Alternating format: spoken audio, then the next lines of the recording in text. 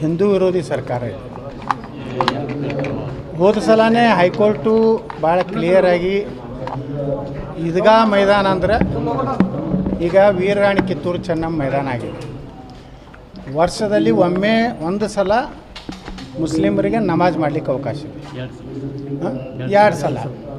ಅದನ್ನು ಬಿಟ್ಟರೆ ಅದು ಸಾರ್ವಜನಿಕ ಆಸ್ತಿ. ಈ ದೇಶದಲ್ಲಿರುವಂಥ ಎಲ್ಲ ಜನಾಂಗದವರು ಅಲ್ಲಿ ಕಾರ್ಯಕ್ರಮ ಮಾಡಲಿಕ್ಕೆ ಅಧಿಕಾರ ಇದೆ. ಅದನ್ನು ಇವತ್ತು ರಾಜ್ಯ ಸರ್ಕಾರ ಉದ್ದೇಶಪೂರ್ವಕವಾಗಿ ಒಂದು ರೀತಿ ಹಿಂದೂಗಳಿಗೆ ಅವಮಾನ ಮಾಡುವಂಥ ಕೆಲಸ ಮಾಡಿದ್ದಕ್ಕೆ ಈಗಾಗಲೇ ನಮ್ಮ ಅರವಿಂದ್ ಬೆಲ್ಲದವರು, ನಮ್ಮ ಮಹೇಶ್ ತೆಂಗಿನಕಾಯಿ ಅವರು ಎಲ್ಲರೂ ಕೂಡಿ ಹೈಕೋರ್ಟ್ನಿಂದ ನಿರ್ದೇಶನ ತೊಗೊಂಡು ಇವತ್ತು ನಮಗೆ ಅಲ್ಲಿ ಗಣಪತಿಯನ್ನು ಕೂಡಿಸ್ಲಿಕ್ಕೆ ಏನು ಅವಕಾಶ ಮಾಡಿಕೊಟ್ಟಿದ್ದಾರೆ. ನ್ಯಾಯಾಲಯ ಏನು ತೀರ್ಪು ಕೊಟ್ಟಿದೆ ಅದಕ್ಕೆಲ್ಲರೂ ನಾವು ಅಭಿನಂದನೆಗಳನ್ನು